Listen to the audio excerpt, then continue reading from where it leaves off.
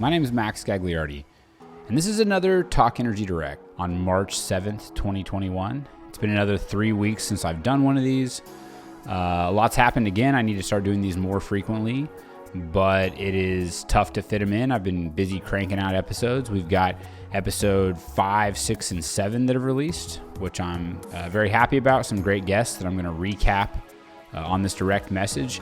We've also been doing some other interesting things. We had the Evolve conference that I got to participate in. So I want to start this off with a big shout out to the Evolve conference. If you have not registered yet, this will release before the conference. The conference is this Wednesday, which would be the 10th, 11th, I believe. I could be wrong. It's this Wednesday. This is dropping on a Monday.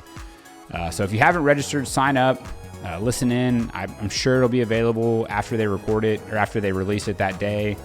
Everybody check it out. I got to do a segment and I guess kind of guest moderate a segment, and it was really fun. I really appreciate, shout out to the Digital Wildcatters for getting me involved.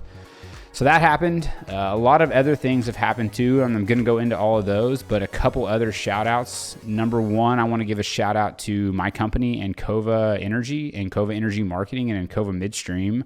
I've not done much self-promotion on the company front. We are working with a professional social media manager to help us get a little bit better on the social media front. I know it's been a while since we've posted on any of our socials. So working on that, working on revamping the website, and want to give a shout out to Encova. The website, you can check it out right now. It's ancova.com. That's ancova, encova.com. And if you're a producer who is, been sitting here, I know we've been going through some tough times, and maybe you are now starting to think about picking things back up. By the way, oil is at $67 while I'm recording this. So exciting times. Things are picking back up. And I think that now would be a good time to start thinking about looking at optimizing the commercial side of your business. So whether that's if you're going out to drill new wells, if you're looking at, revamping your existing midstream agreements, if you're looking at new solutions for infrastructure, go ahead and give us a holler. You can direct message me on any of my socials, or you can go to our website and submit a request to talk to somebody. And look, we can help you in a number of ways. I won't go on too long about it, but again, I've not done a ton about Encova. We're going to start putting more out there. That's not the point of this podcast, but I figured if you're here listening, then you should, maybe go check it out. A couple other things. We've done 2 in-person episodes, so really, really pumped. We finally got the technical difficulties worked out, or at least I think so. They're not cut and mixed together yet, but I feel positive about it. It was a lot of fun. It was as fun as I imagined that it would be, and it was good. We got one that's a really special one, the first one that I did, and I'm not going to spoil who the guest was, but it was one that was on my list from the very beginning when I knew that I was going to do the podcast. And it was one that I just wanted to get done early on. And hopefully with this guest, I will do many more with him over time. But we got the first one recorded, and we may even do it in 2 parts because it was really long. It was almost a 2-hour episode. And so that was the first in-person one.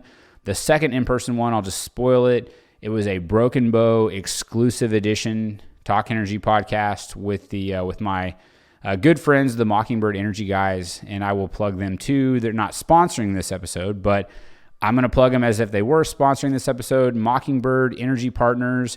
If you're looking at any upstream assets, if you want to analyze those assets, if you're looking to buy, whether it be minerals, whether it be acreage, whether you're just looking for help on the reserve side, on the land side, on the finance side, anything upstream, these guys are a one-stop shop, and they're very, very knowledgeable, great guys, and guys that just can help you out in a bunch of different ways. Very just good to work with. I can't say enough great things about them. I've worked with them for a lot of years, and we talk about it in the episode. I've probably known them coming up on 6 years, and so we've done a bunch of different stuff together. Their most recent venture is the Mockingbird venture, and those guys are crushing it. Check that out. They're also a couple of the Mockingbird guys. We do some real estate stuff together, primarily focused in Broken Bow on the vacation rental side, but then also some residentials as well here in Oklahoma City at the moment. So bunch of great stuff with those guys. Was really excited to get them on, and we went to Broken Bow this weekend, and we got a new cabin. It's really exciting. If you've been following the posts I've been doing on Twitter or LinkedIn, then you've probably seen me hyping it, which is I'm going to continue to do because these cabins are awesome. Even the first one that we have right now that we own, which is called When Nature Calls, is a amazing cabin. I've not hyped it nearly as much as I've hyped the new one, which I think we're going to call Angel's Landing. And they're both incredible. If you've got, they're larger. So if you've got big groups, friends, families, reunions, weddings, just a bunch of buddies want to pal around, or girls want to get together for a girls' weekend, these are literally the perfect places to do that. Huge bedrooms, tons of sleeping. For the first one we have, When Nature Calls, has I think 7 full-size bedrooms with either kings, or one of them has double queens. And there's also a 15-person bunk room. So like the perfect place to have a large gathering with a bunch of friends or family. The new one's going to be 4 full-size bedrooms with king beds with an 18-person bunk room, which is kind of ridiculous, but that's how they built it. And it's going to have a humongous game room and a bunch of other awesome amenities: 2 hot tubs, pool table, shuffleboard table, arcade area, outside games, a play place for the kids. It is just going to be about as cool of a place that you could spend a weekend and stay. So got to plug those. We're looking at continuing to grow that business. And it's just a fun business. It's a great investment. They've been really great. Broken Bow is an amazing place. We're going to make a hype video for that episode. I did a bunch of drone footage where I took the drone out and we shot a bunch of footage there, which I'm not a professional drone operator by any means, but we're able to take a bunch of pictures and help get kind of the new cabin set up. I think it'll start being able to rent here in April. I've had a bunch of people hitting me up in the DMs and asking me about when it's going to be out there. And I think it's just as soon as we can get it. So that's the answer to that. And really, it's mostly open. We've got a couple weekends blocked off, but it's just for the partners and maybe some of our family so far. But not that many weekends are blocked off. So if you're interested, DM me, or if you want, I can get you in contact with our property managers. They can help you on that front. Another thing I wanted to mention that I did not touch on earlier that I should have done in the shout outs, I was appeared on the Gamcast podcast this last week with Marty Bent. It was a great time. I really enjoyed it. A fun episode. Been diving into the rabbit hole with Bitcoin, as they like to say, and oil and gas. And I don't want to spoil it, but I think there's going to be a lot more content to come here in the future on the Bitcoin and the oil and gas front. And so excited about it. Great episode. Marty messed up the audio at the end. I'm calling him out. He's probably not going to watch this, so it doesn't matter. I'll probably tweet him and tell him that I called him out, and he won't know when it is, so he'll have to listen to this whole thing and then find out where I called him out. But no, I'm just joking, Marty. It's okay. I've found through listening to enough of your podcasts that apparently you're notorious for messing up audio. I think that that deal that you do with Matt, he called you out this last episode. I've heard a number of people calling you out. Tom called you out. It's cool though, man. I had a fun conversation. And the people that I talked to that listened to the whole thing were like, nah, it's not a big deal. I was able to hear what you guys were saying. And the other thing I want to say is that Marty called out the oil and gas people on the meme game and just basically said that Bitcoiners are better at the meme game than oil and gas people, and that they need to teach us how to meme, which, he's probably right. But in some ways, I felt like that was a bit of a challenge. If I had more time to focus on it, I've tweeted this, and this is out there in the space, but memes are fun. I wish that I could devote more time and energy to the meme game, but I kind of took it as a challenge, and I've done some low-effort, kind of weak ones, directed his and Tom's way, but the plan is to scheme on some more that we can drop here too. It was really funny. In the episode he talked about, he was like, look, we're going to meme the world into a better place, and we're going to meme all these things we're talking about into existence, which I love that sentiment, and I love that attitude. But great episode with him. He may make an appearance on the Talk Energy podcast. We'll see. We're trying to work something out. So really, really hopeful that we can continue to create more Bitcoin and oil and gas content. It would be great. I think that the two are going to be in a symbiotic relationship moving forward, because at the end of the day, Bitcoin, kind of at its raw, most basic element, is really just a form of energy and extracting energy and turning that into something that that I think benefits a lot of people and benefits the world. So it can be a cool relationship. I'm excited for what the GAM guys are doing, and really excited to watch and see where they go into the future. And also just excited to see how oil and gas responds to the things that are happening in the Bitcoin world. I feel like there's going to be some interesting intersections between what those guys are doing and what these producers, the way that they think about the value of their gas and the way that they want to monetize or look at different creative ways to be able to utilize their product and extract the most value from it. So check that episode out. It's out there on, I think, all the normal podcast stations, and be on the lookout in the future for more Bitcoin content from me. I'm hoping to be able to do some. Let's see what else is on the list here. So a lot's happened in the last 3 weeks. I'm going to go into these episodes 5, 6, and 7, talk about those a little bit, but there's been a bunch of stuff that's happened. So really, like, what's weird was that, like, the last Talk Energy Direct that I did, it was right before the polar vortex. It was like the first week. It was the upfront part of the polar vortex, and I was like, oh, I love the polar vortex, which probably sounded really insensitive now in retrospect looking at it, because it was before everything happened in Texas and all the some of the tragic things that happened. It was just like the week before when it was cold, and I was like, I love cold weather because natural gas prices, and that was recorded prior to kind of the natural disaster that unfolded afterwards, and all the craziness with the price of natural gas kind of spiraling out of control in the spot market. And that was something that my company, Ancova, had to deal with at a very personal level. We're just managing a lot of gas being moved, being shut in. We had, a number of clients that we really had to try to help out through this whole thing and try to make sure that their gas flowed and got their gas to market. And then I also was just fielding a lot of questions. I mean, it's one of those things where this kind of nuanced way that gas is really sold at the basic level, at the physical level, as well as the administrative level, which is they can sometimes be two totally different things, which is really interesting. You would think that, hey, whatever I flow out of my well, no, that's the gas that I sold, but it's not that straightforward. There's nominations. There's you've got to get it from the wellhead into the midstream, and the midstream into the downstream. You've got to get it sometimes into the pool. You've got to get it to a market.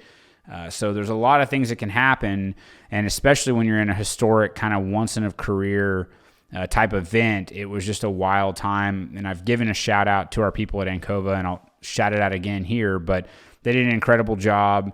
They worked extremely hard. We were working nights, weekends, trying to make sure that all of our clients were able to sell their product and hopefully get the best price that we could get them for their product. And then I also found that there was just a ton of interest just from people afterwards. I mean, on social media, people were hitting me up. People were calling me. I mean, I probably fielded dozens of calls in the span of, a 5-day span when the storm was happening, just around what does this mean? What does this mean for me? And you're seeing, things getting thrown out, humongous gas price numbers, and just really was an interesting time where what I do and what our company does is really under the spotlight. And so seems like a long time ago because the news cycle moves so fast, so I don't want to cover it a bunch more. There was also a lot of this blame around who was at fault, and was it renewables? Was it, oil and gas? Was it fossil fuels? And why did ERCOT fail? And all these other things. And I'm not going to go into that. A bunch of people have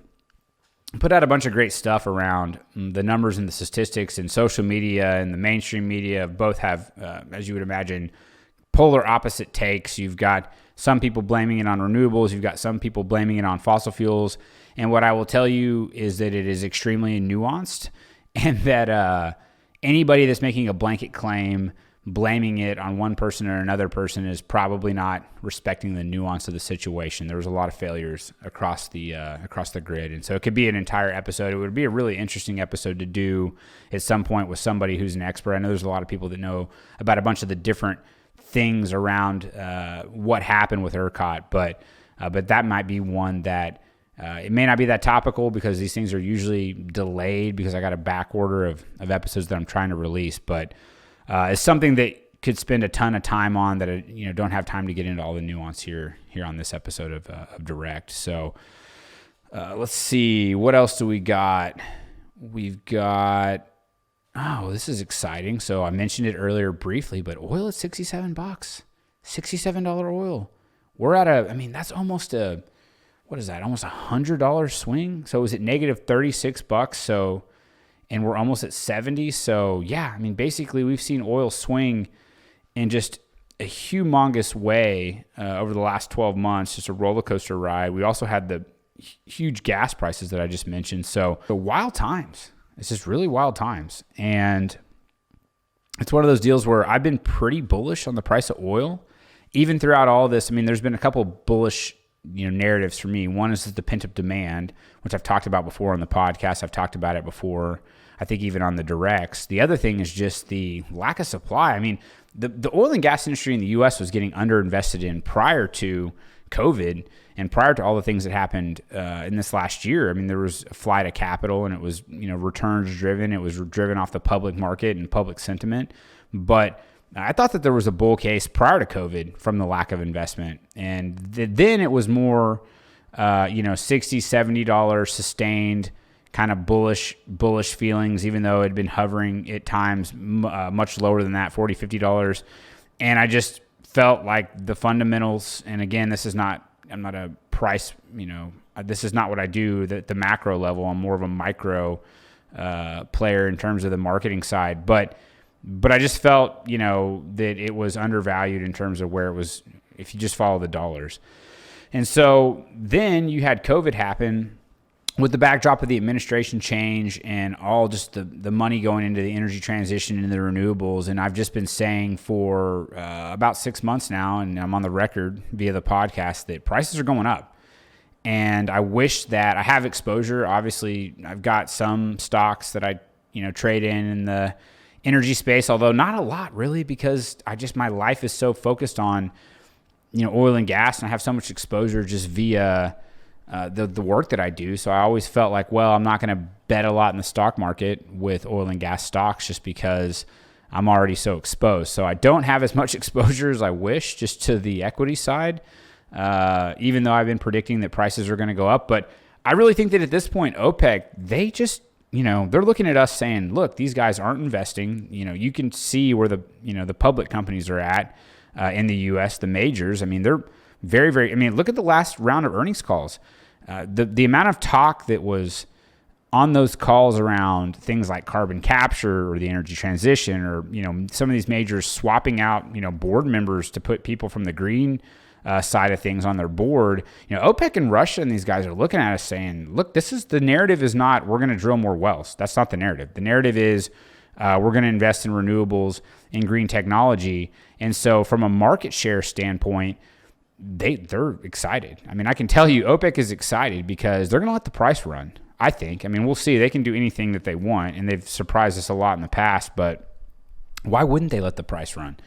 Are we really going to be able to ramp it up? I think that the smaller guys, maybe some of the private equity guys with dry powder, certainly the smaller privates that are family owned or that have, the ability to deploy into drilling will get after it. The majors will maybe allocate a little more, but I think that OPEC's looking at us saying, hey, the narrative is that we're going to focus on the energy transition, and there's been this massive flight of capital. And so I think that maybe the market share concern is a little bit alleviated. And maybe they look at it and they say, hey, this kind of panned out long term. And now a lot of that's probably COVID driven, because if you look at the production numbers pre-COVID, there was still a lot of supply, and I could be completely wrong. We could just drill this thing over the next 12 months, and that could very well happen. But I think OPEC's sitting in a place where they want to see higher prices. I also think inflation is real. Look, we just passed the new stimulus bill, and this gets back to the Bitcoin side of things.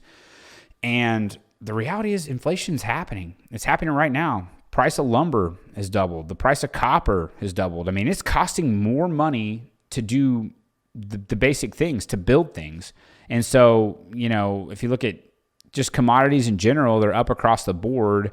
I don't see why oil, and I would hope natural gas, we'll see. I actually think the higher oil price is probably a bear case for natural gas. But I just think that we've got room to run here, and I'm hopeful that we can get to kind of a sustained above $70 price that will at least put us in a healthier spot today as an industry than we've been in a while now. We touched that level just for a brief period, and then it crashed back down not too long ago. I don't want to quote the time frame because it's kind of bleeding together, but here within the last couple of years. And so anyways, kind of rambling on this topic, but it's exciting to me when I see oil and I see it at $67 on my phone, having it have been at negative $37. It gets the excitement going. So, all right, I'm getting into time here. I'm kind of rambling. So let's talk a little bit about these episodes that we did, and I'll touch on these. So episode 5 was Evan Anderson, who was somebody that early on I wanted to have on the show. Evan's a guy that I've known, and you can watch the episode, known him for a while, known him since early on in my career. He's a guy that's been an entrepreneur for a long time. He's got a company that does a lot of interesting things. They're based in Oklahoma City. They're a tech company. So somebody that I also feel is like pretty inspirational if you listen to some of the stuff that he talks about. And I don't know Evan super well, but I would just say from the times that him and I have talked and the experiences that him and I have had personally, I just come away from it, typically feeling somewhat inspired or at least encouraged around the entrepreneurship side, around the way that he views the world, the way that he talks about tech. And so he's somebody that I thought would be a great guest on the show, and it panned out to be true.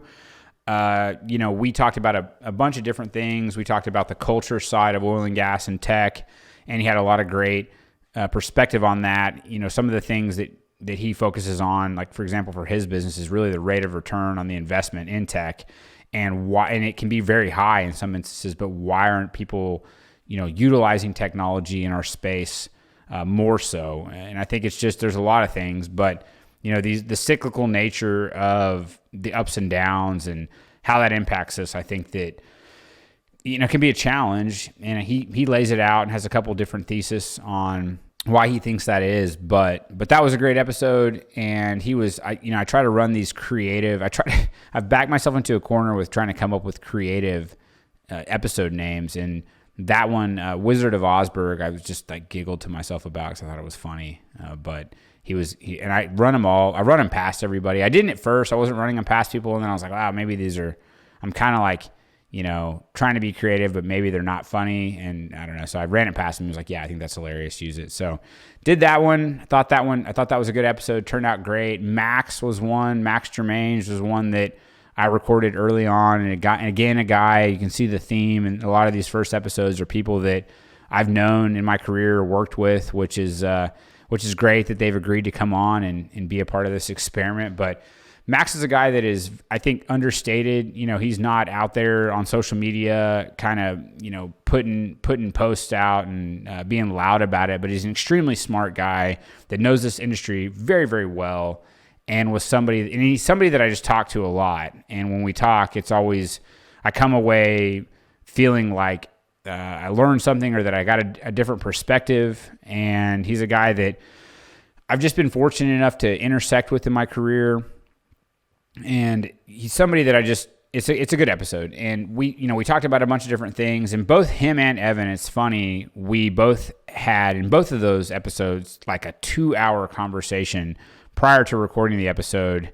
And I just got to quit doing that because both times I was like, man, we talked about so much good stuff prior to the episode, and it was very raw and very real. And then I felt like during the episodes, they were both great, but I also felt like you're kind of rehashing this. Like, what did we talk about the other day? And you're trying to like rehash the things you've already gone over. So, moving forward, I might try to not have as long of conversation with some of these guests prior to doing the episode. I don't want to steal any of the thunder.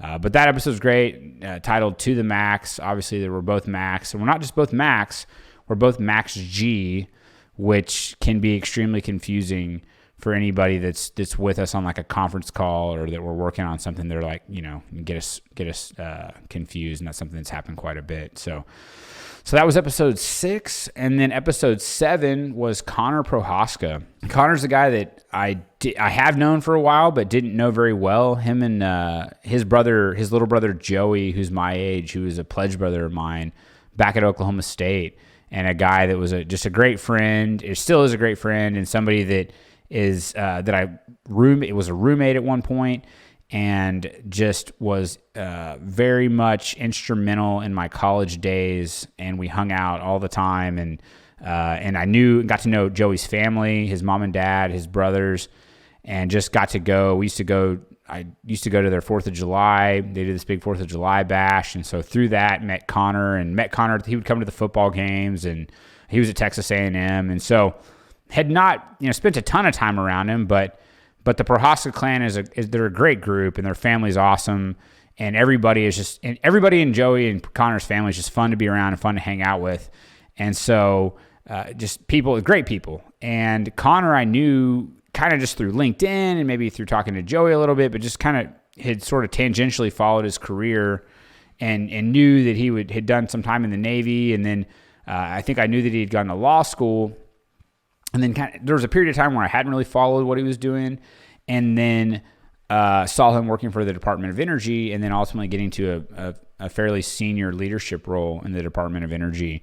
And was just like, that's awesome. I'd love to catch up with him about, how he got to this point and what he's been doing. And I texted Joey probably 4 or 5 months ago and said, hey, can I get Connor's info? And then it took me a while. I finally reached out and got him on the show. And man, just so happy that he agreed to come on. It's just a great episode, and somebody that has just had an incredible resume and just a great guy to talk to. I mean, if you know Joey or you know Connor, they're both like as type A and easy to talk to and as fun to hang out with as any guys you will ever meet. And so, number one, I was interested in Connor's career and what he's done, and was excited about hearing about what he's doing at the Department of Energy. And number two, I'm like, Connor's just like, he's just a great guy to talk to. Him and Joey both, like, they'll just sit there and very, very social, very easy to talk to and to hang out with. So great episode.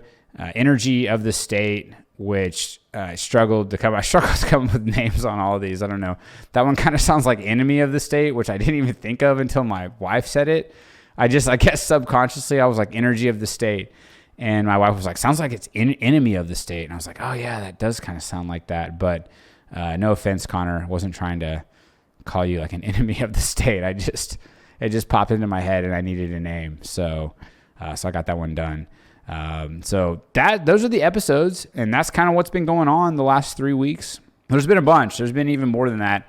I can't recap it all. I'd like to start doing these more often than I've been doing them. I like to do them either every week or every other week. I probably should just not overthink it and grind them out and put them out there.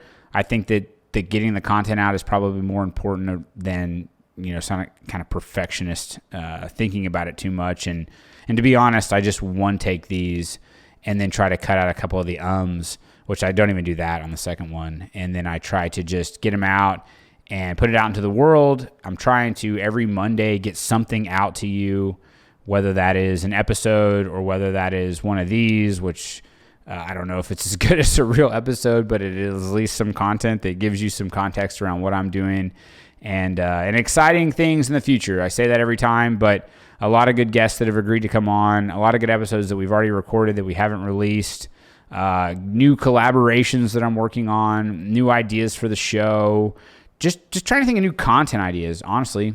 One of the things that I really want to do is just, like, the podcast stuff is fun. It's great. It's like a good time, but it's very formulaic, like we've talked about before. And so are there other ways that I can put out, different types of content? So I think more stuff with video is probably the direction that it's going. More stuff with in-person, whether that be interviews or whether that be just video content. I think for the Broken Bow thing specifically, we're going to put out a kind of a hype video where we take the footage from the weekend. I tried to take a bunch of different footage, and we're going to put it out, and maybe I'll have RGB Studios mix it into the episode, but then I might even just post a separate video that's just the hype video for Broken Bow. And I'm also thinking about just like starting a YouTube channel that's just me, that's not energy related, because I think there's some content things that I want to do that are just fun, and it's kind of like, hey, I could do this, we could put it out, but it's not like energy related. And so I just, we'll see. It's a lot of work doing the things that I've been doing already. And I've got, obviously, multiple other things that need my attention, but I think it would be fun to just have, some flexibility around the content and come up with sort of new and different ideas on how to put my thoughts out into the world via some kind of creative medium. So that's it. That's the Talk Energy Direct for March 8th, 2021. And I appreciate it. Again, if you've listened this long, then you're awesome. That means that you like what I'm doing, I guess, or you're bored and you want to listen to something. But I really do appreciate it. And for these people that are listening to this, if they made it at this point, please share the podcast with somebody, because it's extremely powerful.